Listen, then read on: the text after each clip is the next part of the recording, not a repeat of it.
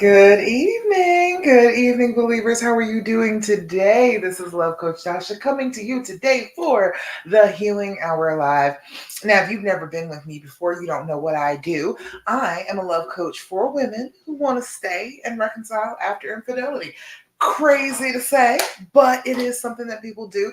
I am one of those people. I am one of those women who stayed after infidelity, worked things out, and we are now 16 years later. Things are going well for us. We are happy. We have forgiven. We are trusting. It's all to the good. So I know it can be done. And I'm here to give you all of the tips that I can possibly give you about doing it. All right. So I hope that we have a good time together and you get to ask me lots of questions. Please feel free. All right. Hi, Charmaine. I see you over there on Instagram, girl. Hey.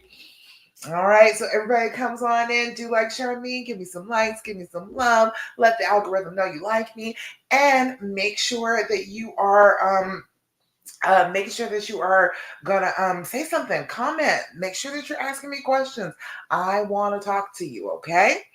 All right, we got a lot to get through tonight. It was a lot of questions, good stuff that I want to talk to you about. Oh, hashtag replay. If you have caught me on the replay, you didn't catch it on the live, you catch it on the replay. Hashtag replay. Let me know you came a little bit late. Okay. All right. Hey, Miss Janine, I see you, girl. All right, Jonelle, how you doing, girl? I see you over there on Facebook. Glad to have you. So glad you're here. So, girl, we're gonna talk. We're gonna talk real quick. I'm gonna run through like the basics because I'm always gonna tell you the basics. I need you all to know that there are some things that you can do to start to heal yourself to get past this trauma right now without his help. Okay, I know a lot of it you want to get him to help you with. You feel like he messed it up, so you should have carte blanche to get him to help you with things. But I want you to know how much you can do on your own to start down that healing path. And as you start down it, he's going to be right on your tail. He is going to be seeing you starting to heal, and he's going to want to go the direction you're going. Okay, so you are going to get there together. All right, but you got to start. Taylor 85, I see you over there on Instagram. Hey, glad you're here, girl. All right, so first things first, always going to tell you every single time we get together, without fail, do your deep breathing, okay? I need you to start doing that. If you have been traumatized, one of the simplest ways to start to get past this anxiety, get past this trauma, is to do your deep breathing. When you do your deep breathing, you are telling your brain, hey, I am safe. There is no need for you to freak out. I don't need the fight or flight response. I don't need all that adrenaline. I don't need my heart pounding out of my chest. I am fine. The more you do that, the more you convince your brain. When you first have trauma, it's an automatic reaction. And so you can just fall into those automatic reactions and not get out of them. So you have to be actively trying to tell your brain, no, I am safe. Everything is fine. So the best way to do that, the first and foremost way to do that, is to do your deep breathing. Okay. Gonna do your deep breathing. What we're gonna do is 4-7-8 breathing. Now you can do whatever pattern you like, whatever pattern you choose, whatever is comfortable for you, whatever helps your brain unwind. But I do 4-7-8 just because it makes me think a little bit as I am counting, to focus my brain just on the counting and just on the breathing. I can't think about a whole bunch of other stuff trying to remember 4-7-8, 4-7-8 over and over again. All right. What we're going to do is we're going to blow out and get all that carbon dioxide that has built up in your lungs out of your lungs because you are so anxious. You have been traumatized. Blow out, inhale for a count of 4. Hold that breath for a count of 7, and then we're going to blow out for a count of 8. It's like you're blowing out a whole cake full of birthday candles. All right. We've got to do this. I want you to be doing this 5 times a day, but for the sake of time right now, we're only going to do it 3 times together. All right. Are you with me? Let's do our deep breathing together, shall we? I see everybody coming in on Facebook. Come on in here. Come do your deep breathing with me. Just follow along with me. We're going to do it 3 times together. You will have it by the end. All right. First things first, we're going to blow out. Make that noise. Inhale through your nose. 2, 3, 4. Hold it. 2, 3, 4, 5, 6, 7. Blow out. 2, 3, 4, 5, 6, 7, 8. Again, inhale. 2, 3, 4.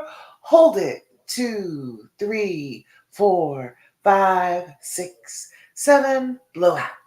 2, 3, 4, 5, 6, 7, 8. Last time. Inhale. 2, 3, 4.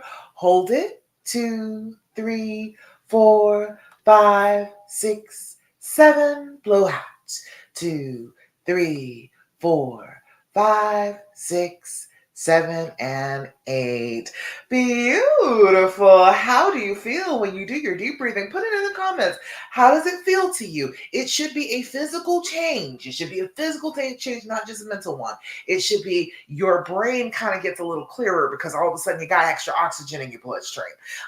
You are calmer. Your heartbeat will go down. Your blood pressure will feel like it's going down. You're not pumping blood into all those veins in your temples anymore. It's smoother, it's softer. Let me know how you feel when you do it. Do you get sleepy? Do you get more amped up? Some people get that extra oxygen in there and feel real good and want to go do stuff. Some people get that extra oxygen in there and feel real sleepy and want to take a nap. So it could go either way for you, but either way, it is sending the message to your brain that you are safe. You do not want to continue to sit here and be stuck in the pain and the trauma of the past. You are in this present moment, safe and sound, and ready to move forward with your life, okay? Everybody with me on that? Charmaine, you said it feels very relaxing, right? It should, right? You're finally breathing. You're finally getting some of that oxygen into your brain. It relaxes you, brings your blood pressure right down, brings your pulse right down. I'm glad you're feeling a little bit more relaxed doing that with me, Charmaine. All righty. More relaxed for you too, Janelle. See, if that's all it takes, just that little bit, you already feel it. So make sure you're doing this 5 times a day. Okay. I've got a video on YouTube. All you got to do is go back, Love Coach Dasha on YouTube. Go on in there and you can do the breathing with me. I do it 5 times through for you. So you can just sit there and do it with me and I will count for you. Okay. But it's good for you. It is good for your brain. It is good for healing the trauma because it makes your brain pay attention to the fact that you are not currently in danger. It helps you to shed some of the habits and the automatic reactions that you get from trauma. All right. Excellent work, y'all. Good job. Now, the next thing that I'm always going to talk to you all about, and it's important, I don't repeat this for no reason. I need you to do your journaling. Have you been doing your journaling? Have you been sitting down with your feelings for about 5 minutes in the morning, 5 minutes before you go to bed? I need you to do that, okay? If you've not been on that, I need you to jump on that. I need you to get with that program, okay? It is very healing for you to journal. There is a lot of stuff that you're going to discover in your journal. You're going to put the date and the time on your every journal entry so that you can make connections. You can look at your journal and say, oh, hey, this date, this triggers me. This time, this triggers me.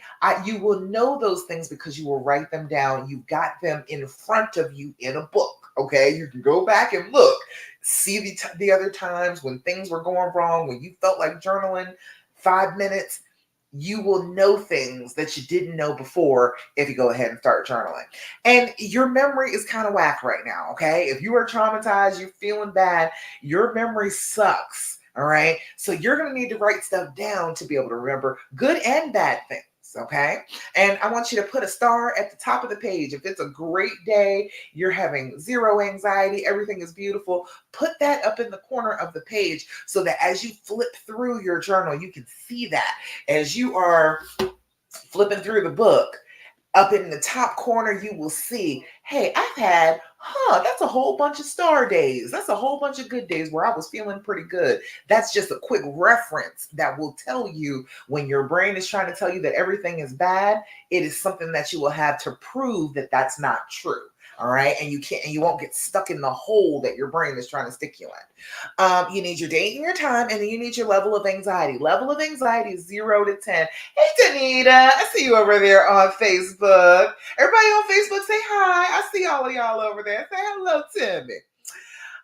0 to 10. 0 to 10 is your level of anxiety. We're gonna do zero. Zero is no anxiety whatsoever. That's when you put a star on your book page. Okay, that's when you put a star on your journal entry and say, "Hey, this was a time where I was feeling great. Things were wonderful. All was right with the world." Then, hey girl, then there's a 10. A 10 is a loss of control. Okay, a 10 is I want to rip my hair out, tear my clothes off, run screaming down the street naked, out of control. You are probably throwing something. You are probably screaming if you are at a 10. You are probably not sitting down at your journal writing things down. So if you're sitting down and you got pen to paper, you're probably not at a 10. You might be at a 9, but you're probably not at a 10. Write down if you are throwing stuff, screaming, you don't care if the neighbors hear, that's a 10. Okay. You'll have to write that down later. Okay, you would not be able to write that down in the moment when you're feeling it. All right, and then you're going to do your level of anxiety before you journal and after you journal. You're going to discover that just that little bit of journaling for 5 minutes is going to help you to calm down, help your anxiety to go down. Okay. All right, everybody with me? TJ Sells Homes, I see you over there on Instagram. Hi there, girl. Glad you're joining us. All right, so everybody with me on the journaling, can we agree that you're going to journal this week? Can you do 5 minutes in the morning, 5 minutes before you go to bed? Put it in the comments. Let me know if you feel like you can maybe pull that off, because I'm trying to tell you there's some good stuff when you journal. Okay, it's good stuff. It will help you so much. Questions you've already asked, things that you little pathways that you've already gone down, you don't have to go down them again because you've already written it down. Okay, everybody with me on that? All right.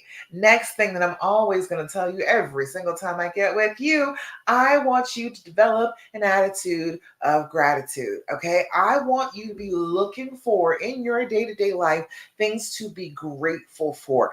I want you every single day to wake up and look for those things, even before you put foot to floor in the morning. Think about something that you are grateful for. It sets the tone for your day. You are not setting the tone as I am traumatized, I am hurting, I am stressed, I am angry, I am scared. None of that. You are setting the tone with gratitude. You are telling your brain what you want it to look for that day. Things that make you happy, that make you feel joyful, that make you feel glad that they exist. If you train your brain to do that instead of just waking up and just seeing how you feel, if you use this as a practice every morning, you are directing your brain. Your brain is on autopilot when you are in trauma. You have to wrestle back control of the controls, okay? You've got to get back in control of what your brain is doing. So if you give it an assignment every morning to find things that you're grateful for, it will have that assignment. It will do that assignment instead of looking for things to be sad about, reminding you of things that you are trying to forgive, trying to let go, okay? So I always put up a Thirsty Thursday post. That is one of my favorite things. I love to hear good stuff, okay? And I love to share it when I do this live because I want you to remember all the time that yes, this trauma happened to you, but no, that doesn't mean that it's the only thing that's going on in your life. You have good, wonderful, gratitude inducing things that are happening to you every single day, even though you're in this pain. So I want you very much in the comments, give me some good stuff, okay? What is good things that has happened to you today, this week, couple days ago, couple hours ago, what you were anticipating good happening? Tell me the positive stuff so I can share it with the whole wide world that good things are happening for you, okay? All right, Natasha, hey, I see you over there. Hello, hello. Danita said, I'll try because I'm at a 9 for now. I know, hey, at least you're recognizing it. It's a 9 at the moment, but we're not quite at a 10. We ain't throwing nothing. We're not screaming in the streets. hey, it's better than a 10, okay? So write that down. But if you are feeling a 9, give me something that you are grateful for, Danita. It is going to help you calm that down. It brings it right down, all right? Try and think of something. Give it to me in the comments, something that you are grateful for today. I am grateful for the NBA playoffs is back on. My husband has been without basketball for an entire week. Okay. He starts looking at me to amuse him at that point. I'm glad it's back on tonight. Okay. I am grateful that right now you will probably hear him holler every now and again in the other room because the finals is on. I am grateful for that today. Oh, give me some good stuff. Anybody got anything good? Anything good you want to share that's wonderful happening in your life? Natasha, you got anything over there? Charmaine, you got something good? Taylor, you got something good happening? I want to hear the good stuff. Let me know what is happening for you today. All right, while you're kind of typing that in. All right, wait, Danita said, today I had only 2 students, had a home visit that went well, and I was able to go home afterwards. Ain't nothing like a short day, girl. And what a great day. I know that's right, Danita. It is beautiful when you get a short day. You do what you're supposed to do. You came ready to work, but it was all right. You could go home. Ain't nothing I like better than going home. I'm a little bit of an introvert. It doesn't seem like it when I'm talking here, but honey, I love to go home. Natasha said, you got a promotion at work, girl. High five. I'm so proud of you. Yay. That is exciting. I'm glad for you. Danita, you say you're grateful? I know that's right. It's good stuff happening still. Even though the bad things are happening between you and your boo, okay, good stuff still happens. And when you train your brain to look for those things, your brain starts to heal some of that trauma that has happened because of the cheating. As you look for those good things, it starts to mend up your heart. It starts to connect those gaps, okay? So be looking for those things. They're good things. Charmaine said, I'm grateful for the Vampire Diaries on Prime. Great show. I love the Vampire Diaries. That was so good. Oh, that was a good one. I haven't watched that in a while now. I think I watched it like as it like the last kind of season, like the last 2 seasons. I think I went through and watched the whole thing. But excellent. I know that's right. Be grateful for good shows to binge. Oh man, I was born in 81, so I'm like an elder millennial or zennial or whatever it is they call. And you couldn't rewind TV. You could not go back and see the show, and you couldn't see all of the shows together unless it was on TV and they were having a whole marathon. You couldn't see all the shows, and if you missed it coming back from the commercial, you just missed it. I am so thrilled with being able to binge. I can't tell you. I got a little. I think I have ADHD, and honey, I will sit there and look at the same scene over and over and over again and not comprehend it. It is such a wonderful thing. I am so grateful for being able to rewind. Right? All right, let's see. Anybody else? Anybody else? All right, good stuff. Love it. I love to hear it.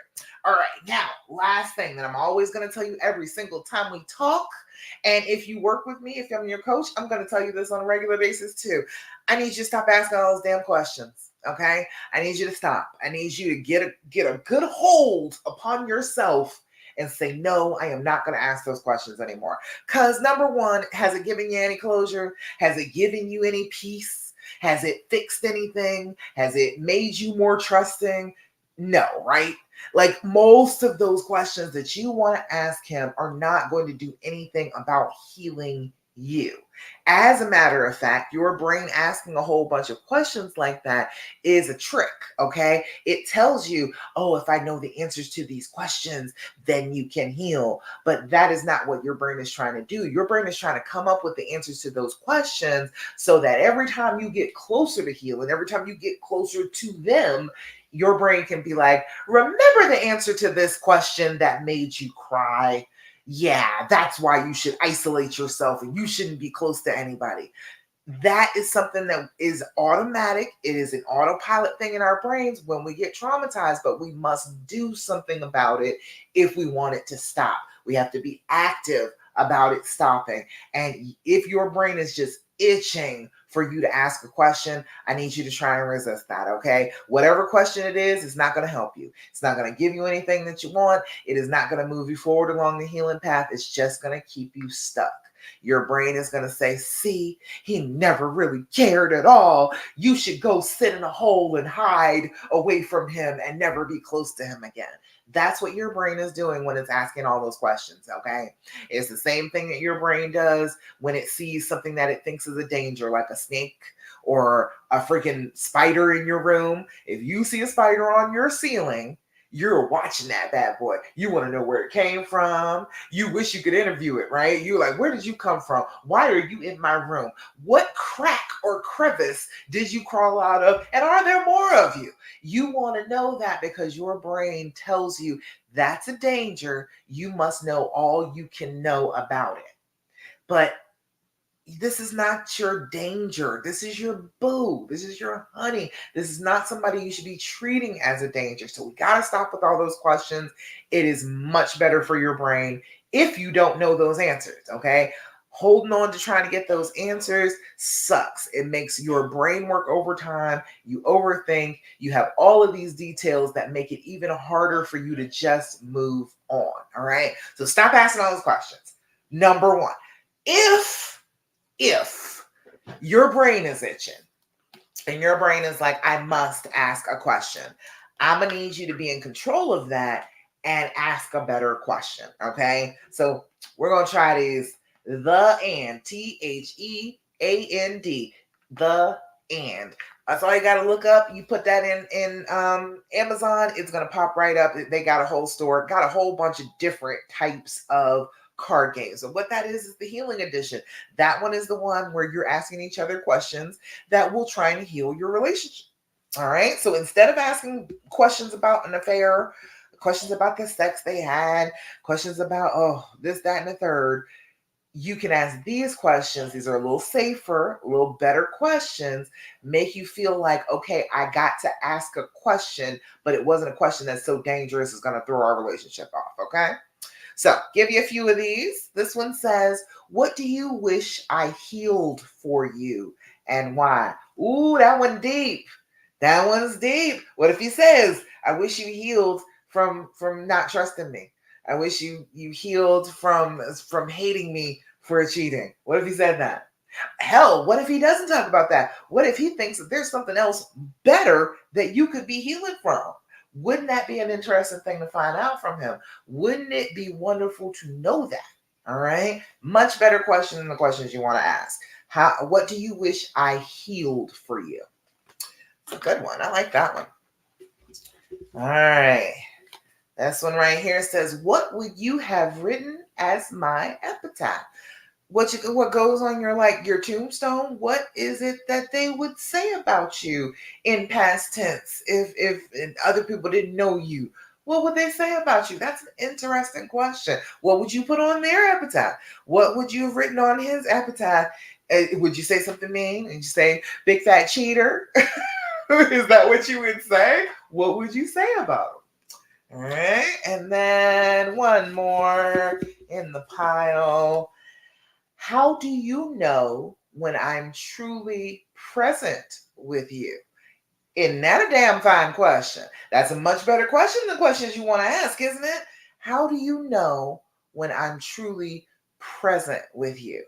My husband can tell. My husband can tell when I am in my own little brain and I'm responding to him, but I'm not hearing a word he's saying. Okay. He knows what it is. He can look at my face and then he says little things that will make me like, because I'll be like, and not really paying attention. And he'll say little things that I'll be agreeing with. And I realize, I'm like, hold up, wait a minute. What did you just say? So I know that he knows that about me. Well, that's a good one, right? It is a good question. That's an excellent one. I like that one. How do you know when I'm truly present with you? That's a great question to ask. And that's questions, real simple game. You only need like 2 or 3 of these cards. You do not need a whole bunch of them. to have a really good conversation. And that's what you're going for. Your brain is telling you you just want conversation, you just want connection and closeness. But what it's really doing is trying to trick you into being further away. When you're using these questions, that's a little bit different. You are actually going for some connection and closeness. So look that up. I think they're about $30 on Amazon. It's 199 questions. Excellent game. I have been using these cards on these lives for about 3 years, probably about 3 years now. And I don't think I've gotten through all of them. So seriously, it's a good investment. You should get it. All right. All right. That's it. That's it for my basics. The stuff that I'm always going to tell you. Now, I guess we can go ahead and move on then, can't we? All right, y'all. So before going into any of the other basics, let me just say, oh, did I send the link? Let me put it on the screen here. Or can I? I'm trying to work on two different computers. I get a little confused. All right, let's see. I'll send it over here. I want you to get my guide. I want you to get my guide to the dreams formula. That's what I want you all to do. Sign up for that for me, okay? I have written it down. I put everything that I learned about the dreams formula, the things that worked the best for me going through the healing, through trusting again. It's 6 steps, very basic stuff. I need you all to get a copy of that, okay? So I'm gonna give me a minute. I'll get that up there for you, okay?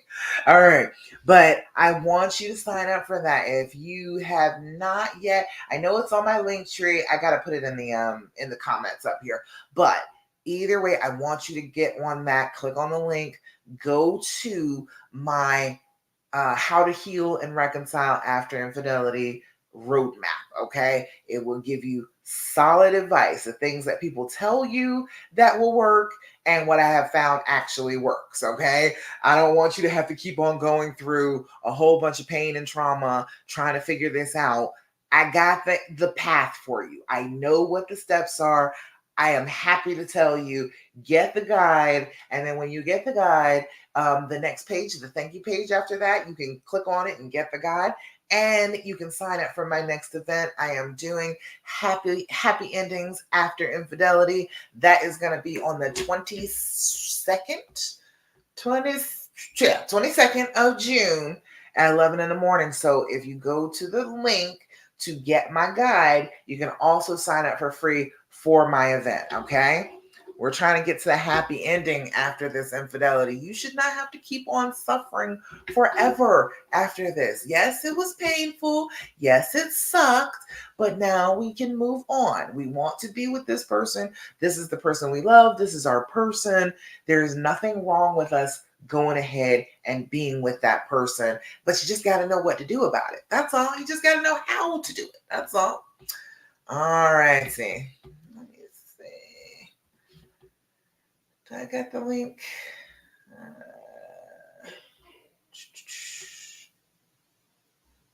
Where is the link? I don't even see the link. Of course I don't see the link. Why would I just be able to see the link? Of course not. All right. Anyway. Dang, it's just gone. Okay. Anyway. All right. I'll put it up. Don't worry about it. I'll put it in the comments. If not, by the time we get finished. All right. All right. Let me get into questions. If you got questions, I want to hear them. Okay. I am all for the questions. I love to answer questions about this. I have information. Okay. If you are struggling right now and you don't know what the answer is and you don't know what to do, come on, let me know about it and I will give you some solutions. Okay. All righty. Let's see. Going up to, there's a couple about narcissists. Josie and Sharonda asked me, Josie was saying about MPD, and Sharonda said about leaving a narcissist. Honey, I don't do leaving. I don't. That is not my thing. I do staying, but I question about if he's a narcissist. I worked in a psychiatric facility. I was a psychiatric nurse for some years, and It's a very rare diagnosis. My opinion about narcissistic personality disorder is you need to have an actual diagnosis of that before you start assuming that this is a narcissist and that is what you're dealing with. Most narcissists are really kind of off, and you kind of notice that stuff beforehand. They're super charming at first. They can be, but they're off. Okay, you would know that something is a little weird right from the giddy up with these people. Okay, so I don't necessarily know if you all the way fell in love with a narcissist. Okay, and if you are trying to leave, the best way to leave is to just leave. Develop your plan, get your money together, and go. Like you would have to go ahead and leave. If you're trying to leave a situation, if you are trying to leave a relationship, that's always the most dangerous time in a relationship. That's the time when women get killed, is when they're trying to leave. So if you're going to leave, I wouldn't make any noise about it. And if you really think that he's a narcissist, if he's actually got a diagnosis, you go ahead and run for the hills once you get enough money saved up for you to go ahead and be able to leave. Like, there's nothing like more to it than that, but you have to make up your mind that that's what you want to do and then start moving towards it. But honestly, I feel like a lot of people are using the term narcissist right now. We all have narcissistic behavior. Okay, every human being on this planet is out for self. We have something, the survival of the fittest. We have that innate drive in us to take care of ourselves, not to hurt ourselves, but to maybe hurt somebody else if it took that to not hurt ourselves. Okay, so we're all narcissistic. Okay, having narcissistic personality disorder is a different thing entirely. It is a mental disorder that not a lot of people actually have. Okay, we're using that word a lot, but most people do not actually have that personality disorder. Okay, if it's somebody you just feel like you have to label them in order to be able to give yourself an excuse to leave, you don't have to do all that. You don't have to label them at all. You can just leave. You do not have to sit there and try and define them as something and make it justified for why you want to leave. If you just don't want to be with this person, if they're just not that person, don't stay. But I am here for the women that this is your person. This is your person. Mine has mental disorder. He has bipolar disorder, but he's my person. Besides the illness, him in and of himself is my person. So it doesn't matter if they have a mental disorder or not. If you are not with the right person, then you're just not with the right person. Walk out the door. But if they are your person, they are the person that you want to live with and be with and grow with and forgive and be forgiven by and love for a lifetime, then I'm the one you talk to. Okay. All right. Let's see. But yeah, MPD, like if they've actually been diagnosed with it, you need to be talking with a therapist. You need to have some real serious professional help to be able to get through this with them because, like I said, they're a little off and it is very different trying to have a relationship with one of them. Okay. If that is the case, get yourself some therapy. Get yourself some therapy, get them into some therapy. The relationship will work out a lot better. Okay. As far as betrayal trauma, that's all I talk about. That is all we talk about here is all of the things that happen to you when you are betrayed, all of the stages that you go through in order to heal from that. So that's what I talk about. The first stage for me is devastation. Okay. You are boneless in a pile on the floor. This has happened to you and you have just sunk down. You have let all your marbles loose on the floor and you can't get to your feet. Okay, that is the first stage. That is where all of us start off when we first find out. It is devastating. It is a blow. It feels physical. You can't quite get to your feet because it is a physical thing. That betrayal trauma, any kind of trauma, really. Betrayal, most of it is follows along the same lines. What happens is your body is trying to defend you after that. Your brain kicks in, small part of your brain called the amygdala. It's like this big, and it is the worst case scenario portion of your brain. It has control over the button that releases adrenaline into your system. So when that part of your brain says, this is something we need to be anxious about, it presses the button and shoots that adrenaline into your system. And now it's not a mental thing, it is a physical thing. So we've got to learn what our bodies do when we are feeling traumatized. We have to know that our hearts kind of pound out of our chest and our ribs feel constricted because we can't quite breathe well enough. And sometimes it feels like something is clawing at your throat or crawling up it. Sometimes it feels like there's a tight band across your forehead. You hear ringing or whooshing in your ears, like your blood is whooshing in your ears. Your stomach will be upset. You will be nauseated. Some people have to go to the bathroom. Some people have like diarrhea. Your bladder will try and empty. All sorts of things happen in your body when you are traumatized. So the best way to deal with this trauma is to pay close attention to your body. And when your body is having that reaction, then you can follow the emotion back to its source. Your body is already feeling it. It's already in the throes of that emotion, whether it be anger, sadness, whatever. You follow it back. Once you already feel it in your body, you're like, oh, I'm triggered. Okay, let me follow this feeling, see where this feeling leads me. You've got to come to be regulating your emotions. That's the phase after the devastation. To get yourself up off the floor, you got to regulate. You got to start gathering your marbles up, putting them back in your pockets.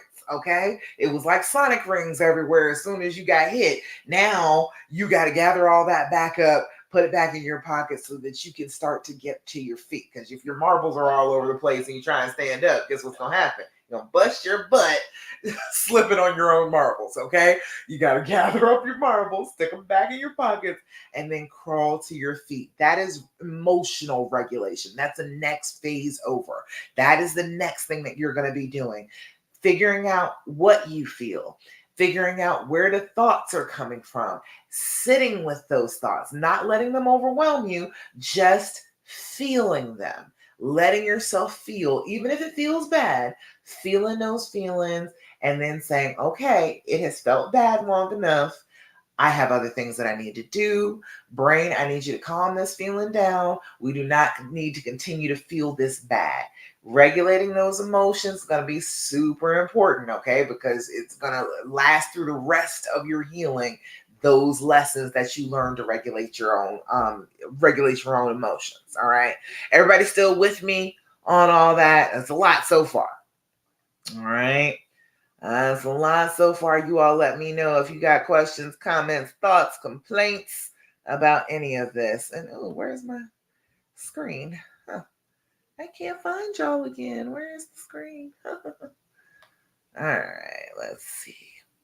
All right. So betrayal trauma, yeah, that's what every one of us is going through right now. It is the pain of having somebody that we love do something really, really, really awful. And it's terrible. And it sucks to be betrayed by somebody you love. However, this is a person that you want to love forever. And if you're going to have to love them forever, you're going to have to forgive them forever. And you might as well start here. You might as well start now. If this is your person that you're going to be with anyway, you might as well start to learn how to forgive them. You know, Danita, you said, yes, that's true, but also seeing it myself, love, just go. Well, hit me back. Tell me what we was. I probably skipped over. I can't remember what I was talking about now. Let me know what you mean. All right. Let's see. So that type of stuff for betrayal trauma, that's everybody's going through the same type of thing. We all can go through the same phases of healing. After regulation, it's recreation. It is sitting with your mate, recreating this relationship, ground up if you need to, adding the things that you need, taking away things that are problems for both of you, and getting yourself on steady ground together again. That's the next phase. Then there is the celebration phase. Once you've actually done that, we have succeeded in recreating our relationship.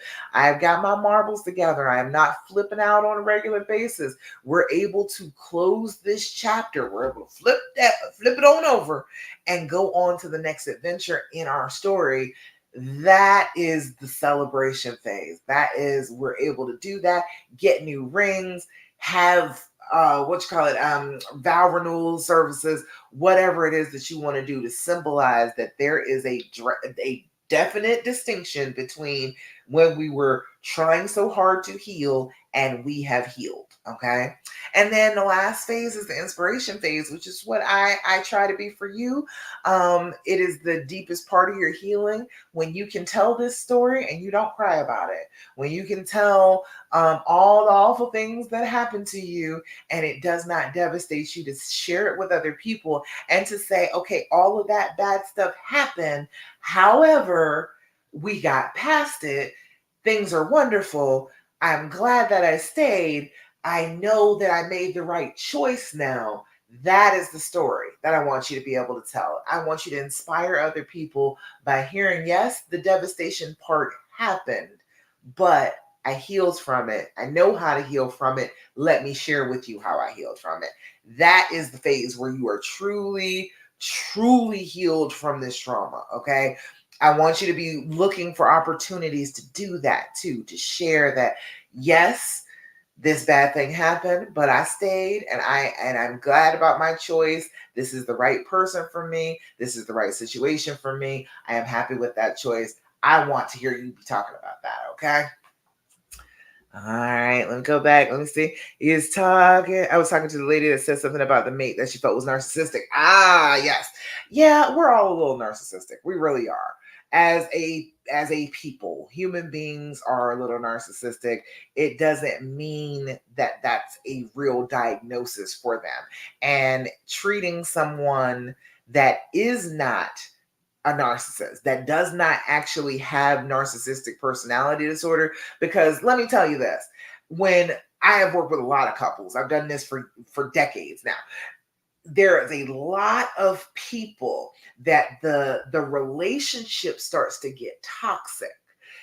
There's a lot of arguing. She can't forgive him. And so she's always throwing stuff in his face. He's getting defensive because he's like, damn, I thought you loved me. I thought we were going to get past this. And they start arguing back and forth. And yes, they do show some narcissistic tendencies when that happens. When that happens, a lot of the time people get real worked up. People stop being understanding and compassionate, even if they're in the wrong. Stop being as compassionate and stop being as understanding, and then it seems like they are being a narcissist.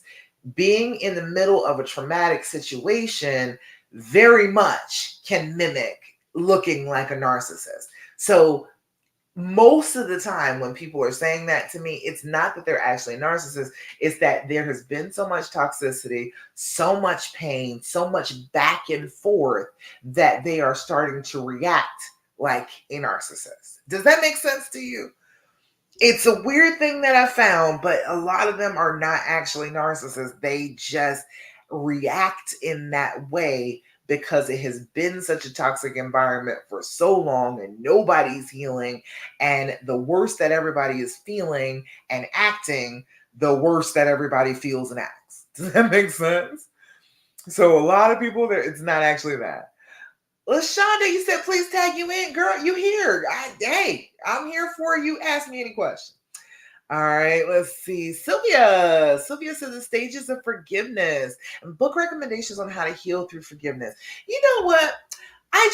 When I started doing this, I had researched a lot and I was talking to people, and I realized that I did not agree with most stuff that the books were saying, and so I don't read a whole lot of books now. It's been years since I did. I don't look at a whole lot of these books that are out here because I don't think a lot of them are helpful.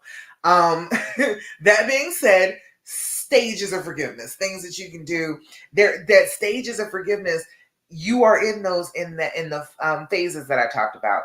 The devastation, you are unable to forgive at that point. You are shook, you're boneless, you cannot even get control over yourself. So you're not at the place to go ahead and forgive. Regulation is when the idea of forgiving comes in and you're like, I want to be with this person. I don't see myself leaving. I haven't left yet. Maybe I could forgive them.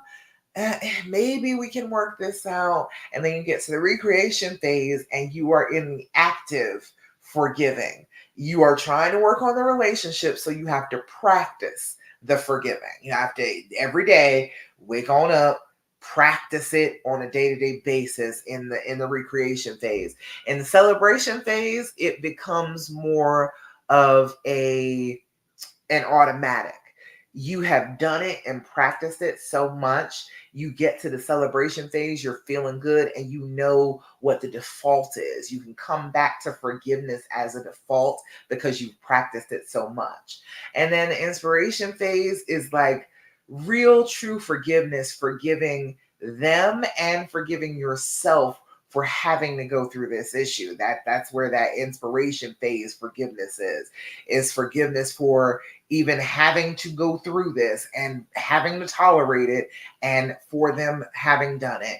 You're fully coming full circle in that inspiration phase as far as your forgiveness. Now, I got some tips. Y'all want to hear some tips about forgiving? I can give some tips. All right. Y'all let me know. Got questions, comments, thoughts, complaints? I am here for you. Let me know. All right. I got some tips for you for forgiving. All right. First thing, understand why forgiving somebody is important, especially forgiving this particular person. I am not a big proponent of forgiving a whole bunch of people. Okay, I'm really not. I know it seems like it by me telling you this, but I'm saying that this is one particular special person who gets special treatment. Okay, and if that is the case, then you're required to forgive them. You cannot continue to go on and live an entire lifetime together and hold on to that resentment, that anger forever. You're going to be a miserable person to live with, and you're going to be a miserable person in general. Okay, so that's the first thing, is if you are going to live with this person for the rest of your life, you're going to have to forgive them in order to not be intolerable. Okay, it gives you some closure. It gives you some closure and a way forward. When you go ahead and forgive, you get that closure. You do not get closure from anyone. Okay, you're not going to get it from him. Okay, if you're expecting that right now, if you're thinking that I'm going to tell you that that's how you're going to get it, I am here to tell you, you got the wrong gal. Okay, it is not possible to get closure from someone else. You cannot do it. It does not work like that. Closure has to be you coming full circle, you gaining acceptance, you giving forgiveness. That is where your closure is going to come from. So that's why it's so important to forgive, in order to be able to have that closure, in order to be able to move forward with your life. You have to decide that you are not going to let this painful thing weigh you down and drag you under anymore. Okay. Second thing is accepting that it happened. Okay. That sucks that it happened. All right. You know that it's important to forgive, but you're like, why did it have to happen? Why does it have to be me? Why did they have to do this? Why couldn't they just go ahead and love? They did. Okay. They're in a relationship with you. They do love you. They do want to move on, but people make messed up mistakes every single day. I came home every day as a kid and I watched Jerry Springer. Okay. I watched people make the same mistakes over and over and over again every afternoon coming home off the bus. Okay. It is a way that people are. We do the wrong things for a lot of different reasons, but it's just for the fact that we are human beings and we are faulty. We don't do all the right things that we know are the right things. Okay. You have to accept that somebody that loved you did something to hurt you. And that's a messed up thing to have to accept, because everybody tells us that, oh, if somebody really loves you, they wouldn't really hurt you. I have never believed that, okay? I am of the school that even your own mama can hurt you, okay? We are just plain old human beings. We hurt each other on a regular basis, okay? We have to come to accept that two things can be true at the same time. They can love you and they can hurt you. The same thing is true of you, okay? Let's get that out the way right now. The same thing is true of you. You can hurt them and you can love them at the same time. So you just got to accept the fact that my person is an idiot sometimes. Right? It helps you to forgive. It really does. Just go ahead and accept that they're just a plain old person and they will mess up, and you're going to have to just deal with that as a human being in a lifetime relationship. Okay. Third thing is to visualize what it would be like if you did not forgive versus what it would be like if you did forgive. If you held on to that resentment, you gripped it tight and held it to your chest, is it going to keep you warm at night? Is it going to make you feel good about yourself? Is it going to make you happy? Is it going to make you less anxious and stressed to hang on to that anger and bitterness and resentment? All right. What will you be like if you hold on to that? If you have that weighing on your heart forever, if you never let it go, if you never forgive for that, what happens to you? Okay. Does it make you less trusting? Does it make you less open? Does it make you have poorer and poorer relationships? What will happen if you hang on to that and you don't forgive? Versus what will happen to you if you do forgive? If you do sit it on down and decide that it is a hard thing to do, but I don't want to carry this stone on my heart anymore.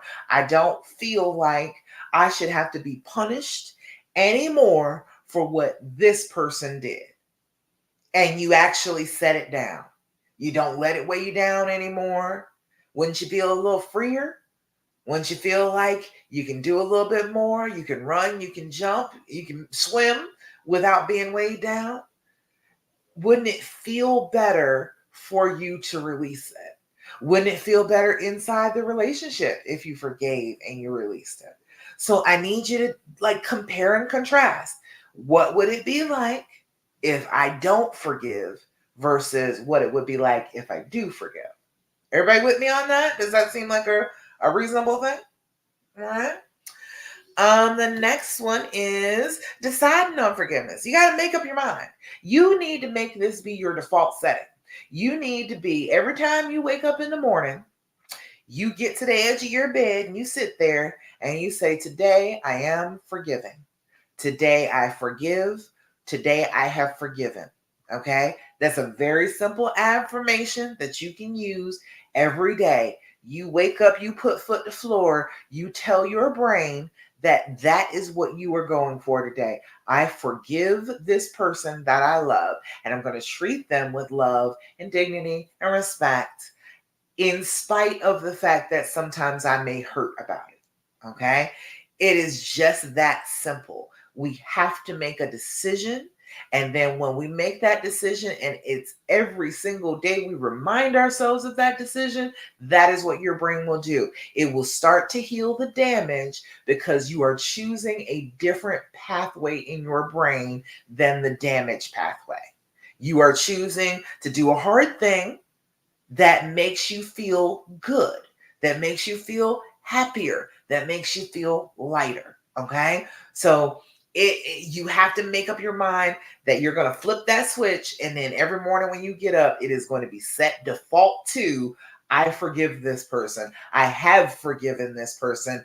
I am forgiving this person. Okay. Number 5 on the list is to do some self-care for some personal growth. I need you to be doing your self-care. Find your joy, okay? Invest in yourself, in your interest, in your passions. Do things that make you feel good on the inside. Because again, we are fighting against that trauma. We are fighting against the effects of that trauma. And it is designed to make you feel bad and pull away. If you are feeding into yourself, if you are doing your self care, if you are refilling yourself, you'll have a vessel to pour from. You will have something in the vessel to pour from. Okay. We have to, did it turn off my sound? Okay. We have to refill ourselves with the good things that we need in order to be able to continue to have forgiveness on the default setting. Does that make sense to you? We got to take care of ourselves. We got to make sure that we're not running on empty as we're trying to do this. You need calories to fuel healing. Okay. You need some like real calories. You need to eat and have the energy to be able to heal. This is kind of the energetic way of doing that. This is giving yourself some calories through your self-care, through taking care of yourself, through doing the things that you love and bringing yourself back to that loving, happier frame of mind. That's what you're going to be doing to help yourself energetically and spiritually, say, for healing and moving forward. Okay? What'd you say, Sylvie said? That's a good way to look at it, making your choice versus being happy or being miserable. Yeah, that's the thing. And you've met people that haven't forgiven, haven't you? You've met them and they don't look like they're having a very good time, do they? No, no, sir. You are looking at people in some of these groups, it'll be like years. It'll be years that they're still angry and hurt and upset, because if you don't start to undo what your brain has done, your brain will just keep doing it and you keep being miserable and you never can get close to somebody again because your brain is always screaming for you not to do that. You got to start to heal. That is the only way to move forward. It is the only way for you to be at peace, is for you to be able to forgive. All right. Let's see. Number 6 is to regularly acknowledge and process your emotions. Remember, I said regulation. That is what we are going to be doing in order to get out of that devastated phase. We got to start collecting up our marbles, collecting up our emotions, and not letting them spill out all over the place. We got to start putting them back in our pockets, taking them out at appropriate times and playing with them instead of letting them just explode all over the place because we're feeling some kind of way. You need to sit down with your feelings, journal about them, actually be curious about your feelings. Don't try and suppress them, okay? Don't stuff them down. Your feelings are here to give you information. They're not here to just make you miserable. That's not what they were designed for. They're designed to give you information on things that are going on inside your body and outside your body, all right? Why did Instagram just totally ended my video? All right. Maybe it'll only do an hour. Okay. Anyway, I have no idea what happened there. Can I start over? Let's do that again. All right. Anyway, live. All right. I don't know what happened over there. I don't know what happened on Instagram. Maybe it only does an hour now.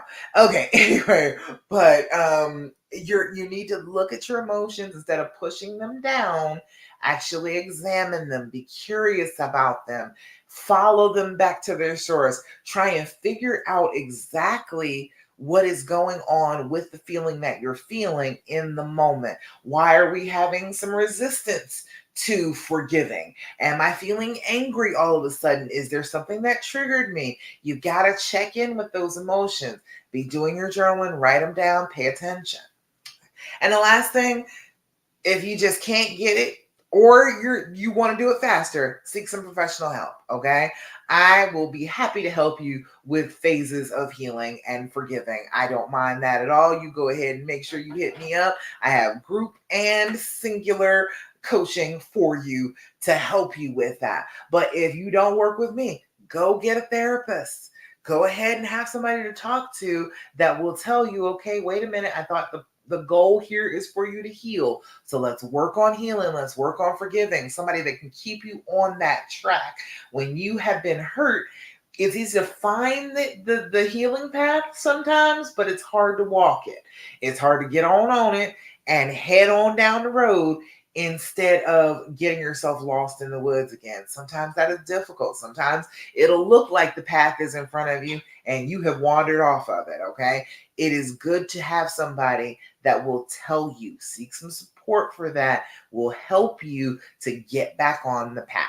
Does that make sense? Y'all with me?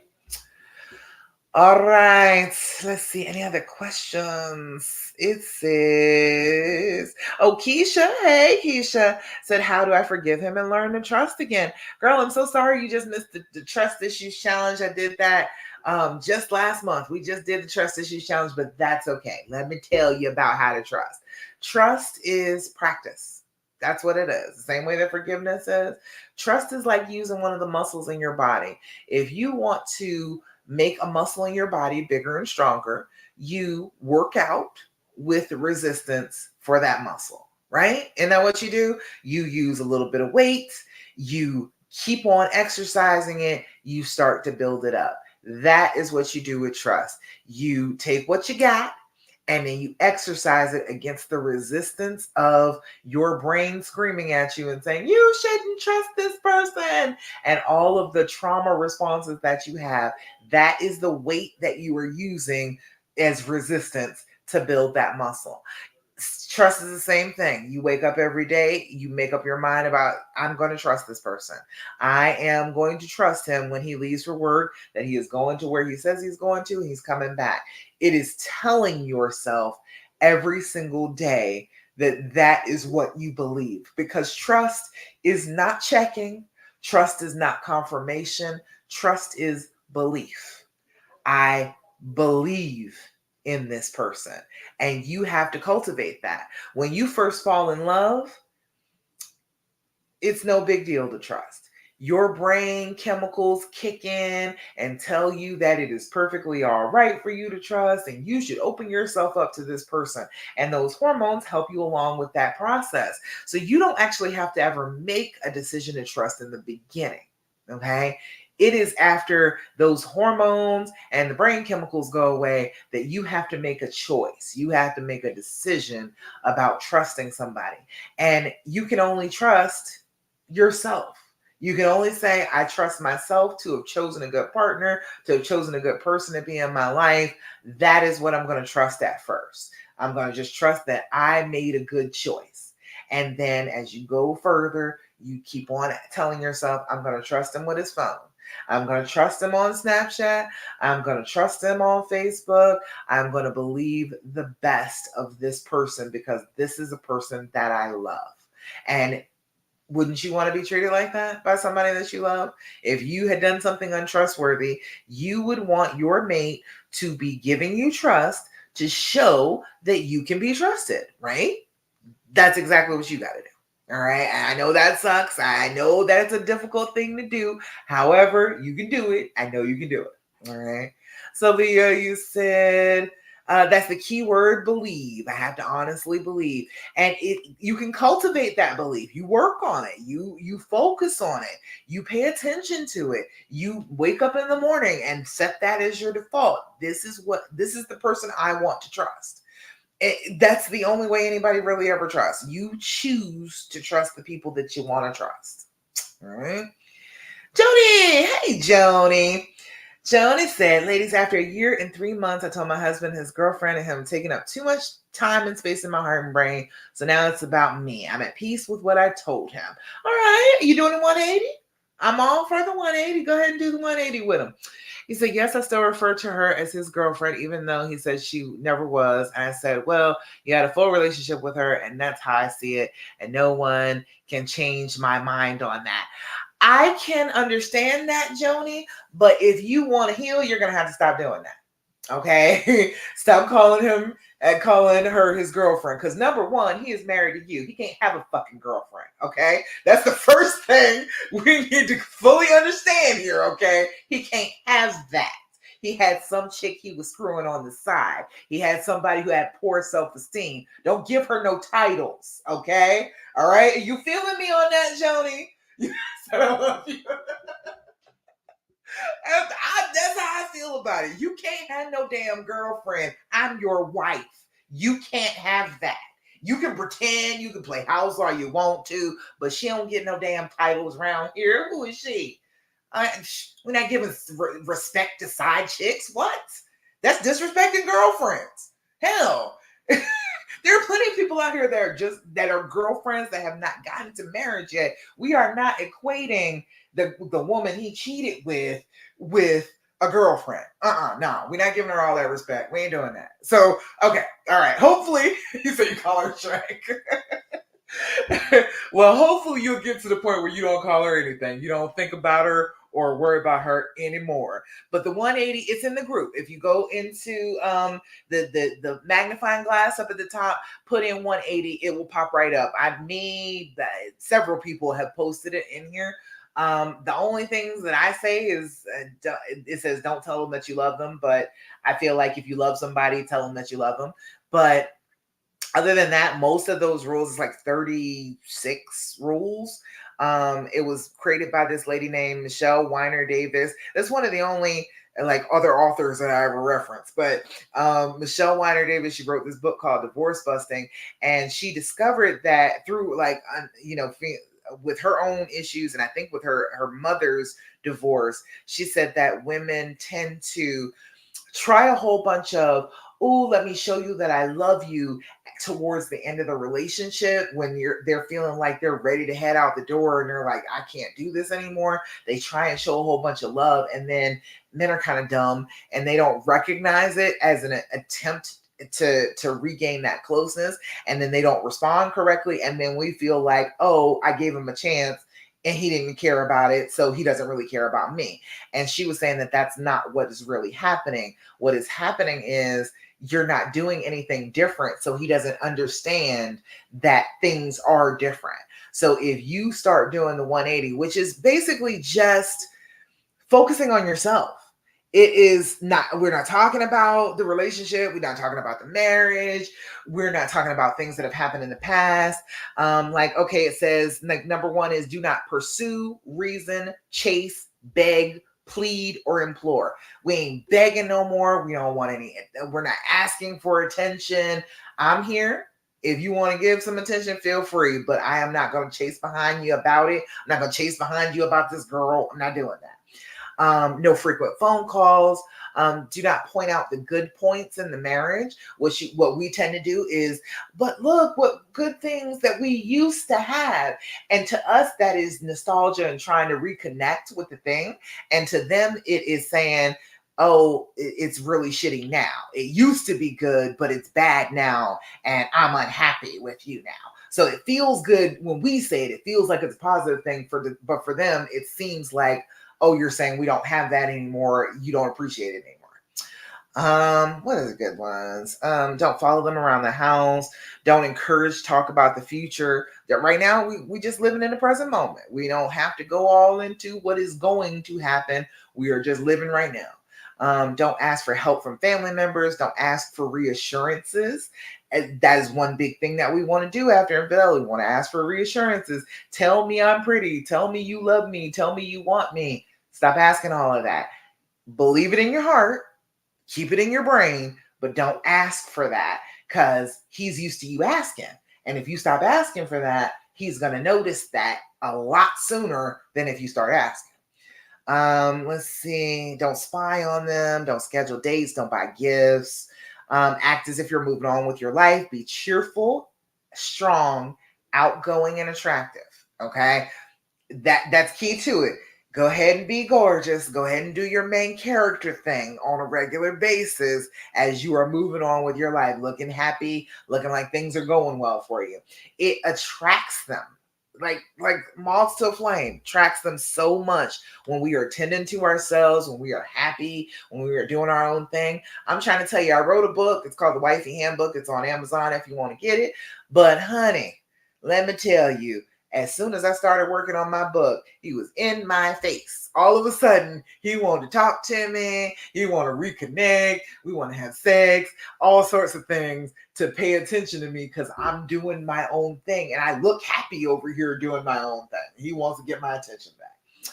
Let's see. When you're home with your spouse, if you usually start the conversation, be scarce or short on words. Not the silent treatment, but just not going out of your way to have a whole conversation about stuff. Because we're not talking about the relationship, we're not talking about marriage, we're not talking about the future. So ain't no need to go into all of that talking. And as you're doing a lot of this, you are restraining yourself. You are getting control over your emotions and not just reacting to your emotions. And a lot of this immediately starts to get his attention. He is immediately looking at you like, things are different. What is happening here? And all of a sudden, he'll start behaving better because you have changed up the dynamic so much. All right. Does that make sense? And it says, be cheerful. Okay. Don't sit around waiting on them. Get busy, do things, go to church, go out with friends, etc. If you're in the habit of asking your spouse their whereabouts, ask nothing. Have you heard that before? Have you heard somebody very recently tell you stop asking all those damn questions? All right. You need to make your partner think that you have had an awakening. And as far as you're concerned, you're going to move on with your life with or without them. Don't be nasty, angry, or even cold. Just pull yourself back. Don't always be so available for anything. Your spouse will notice, and most important, they will notice that you are missing. No matter what you're feeling today, only show them happiness and contentment. Don't let the mask drop. Keep it on, okay? Don't show them I'm all sad and upset about our whole situation. Show them happy, content, light, going out doing your own thing, having a good time. All right. Not cheating. I mean, doing things that fulfill you, things that make you happy, bring you joy. All questions about the marriage should be put on hold until your spouse wants to talk about it, which may be a while. Never lose your control. Don't allow yourself to lose your temper. No yelling, screaming, or name calling ever. No show of temper. Be cool. Act cool. Be in control. The only thing that you can control, yourself. All right. Don't be overly enthusiastic. That's a whole bunch. Don't be strong and confident and learn to speak softly.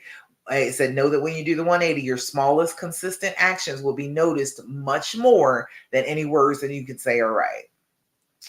Don't focus on commuting. Don't focus on yourself when communicating with them.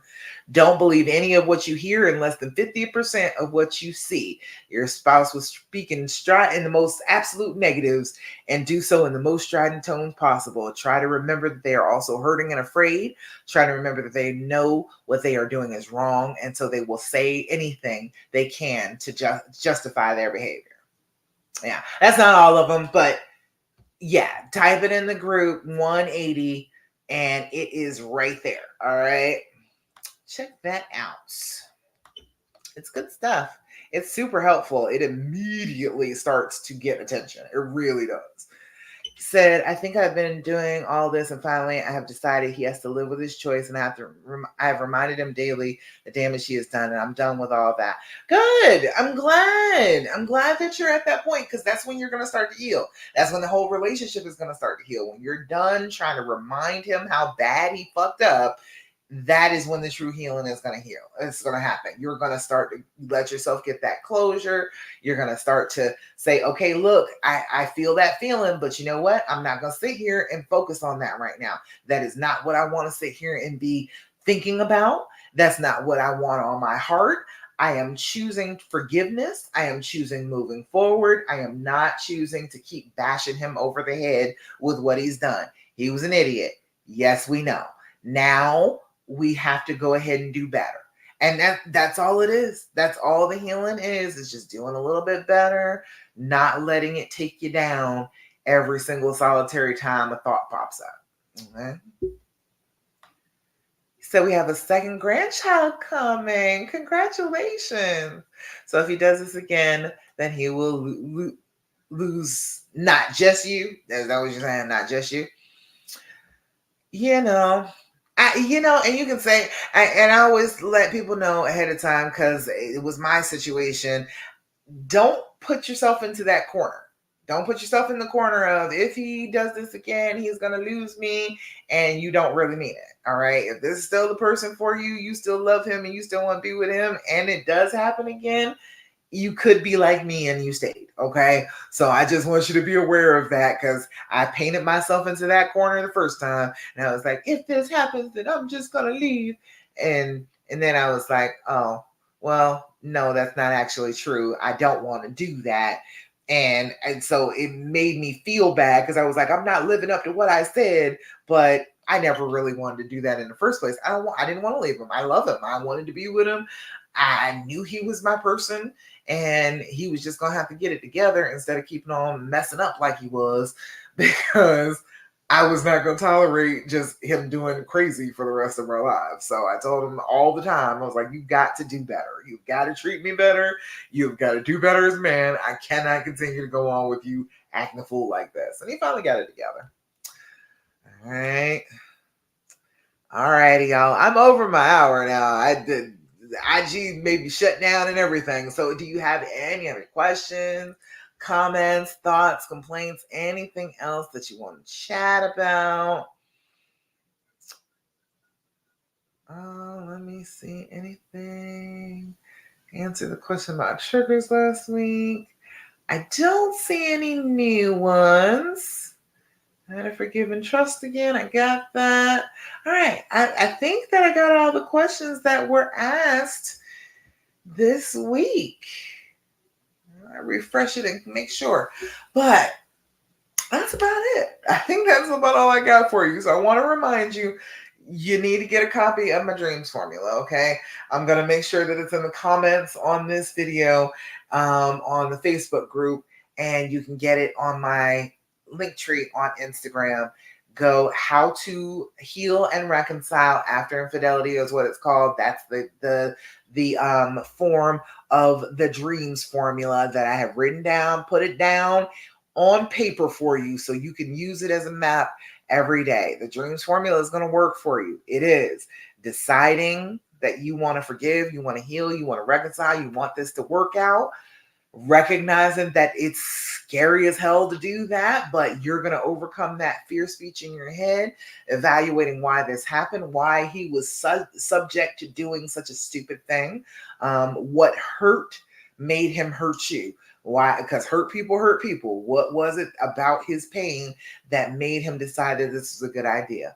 Allowing the healing to happen, it's just opening yourself up to putting those walls down, having sex again, getting the intimacy back, talking regularly again, all of that good stuff, all of the good, happy stuff that comes with relationships. You got to start doing that stuff again. Sleeping in the same bed, all that type of stuff. M is for managing those future feelings. You're going to be triggered. You need to learn how to deal with the triggers. We talk about that in the actual workbook. So I need you to pick that up. Okay. All you will need to do is click on the link, put your name and email in, and the very next page, you can click on it and it will download right for you. Okay. And get in on my event that is coming up on that next page after you get it. Okay.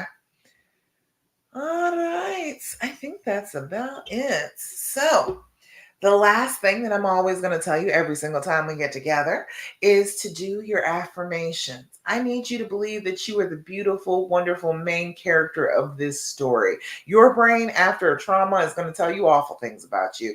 It is lying. We have got to just understand that about our brains. After a trauma, it lies, it lies, it lies. Okay? So instead of sitting there and believing the lies, you need to make yourself the queen. You need to make yourself the main character of this story and say wonderful things about yourself. When I was younger, I had terrible anxiety.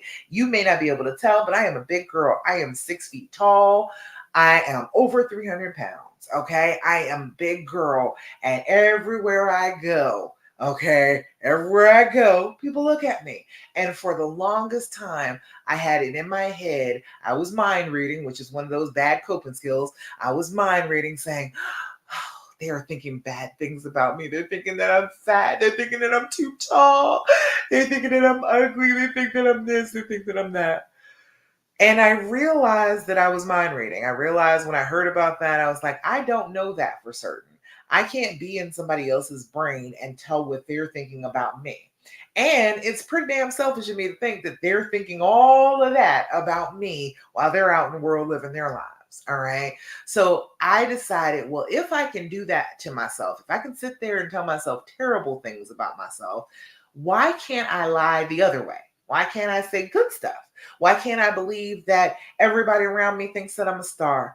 Everybody that is around me, they want to take pictures like paparazzi. I need to put my sunglasses on when I go out into the street because so many people love me and want to see me and think that I'm beautiful and gorgeous and glamorous and wonderful, that they want to speak to me, they want to say hello to me. And as soon as I started thinking that about myself, thinking that other people were thinking that about myself, people started treating me differently. What you think about, you bring about. Whatever it is you got going on in your head is what you're manifesting into your life. So if you're constantly thinking terrible, terrible things that are being said about me, that's what you're going to see. That's what's going to surface. But if you are constantly thinking good, positive thoughts about yourself, other people's reactions to you are going to confirm that to you. You're going to be able to see it not only in your own thoughts, you're going to be able to see it in the way people behave around you. Okay. So I need you to do your affirmations. Do your affirmations. I need you to sit down, look yourself in the eye, whether camera, whatever, mirror, whatever it is you got. And I want you to say it with authority. I want you to say it like you mean it. I want you to say it like it's the most powerful thing you've ever said. I want you to say it like you're saying it to your best friend and you need her to believe you about how wonderful she is. I need you to do that for yourself because then you've got this image in your brain of you saying how wonderful you are. And your brain is like, oh, we think we're wonderful. And it keeps replaying that. It keeps understanding that. It keeps looking for reasons to believe that. Okay. So let's see. Let's do present because today I will live in the present. That's a good one. Today I will start with a smile. I am in control of my attitude. Ooh, boy. That's a hard thing to get in control of, but you can get in control of it. Today I live in the present. Today I will start with a smile. I am in control of my attitude. All right. And repeat it as many times as you need to. As long as you say it with some authority, say it like you really mean it, and have that recording that will play in your brain, you can access that at any point during the day. And so if you're feeling kind of out of it, you remind yourself, nope, today I am present. Today I am here. I'm starting with a smile. I am in control of this attitude of mine. It's a beautiful thing. All right. All righty, y'all. I think that's about it. Anybody else got questions, comments, thoughts, complaints? I think that's about it. Thank you so much for joining me for the Healing Hour Live.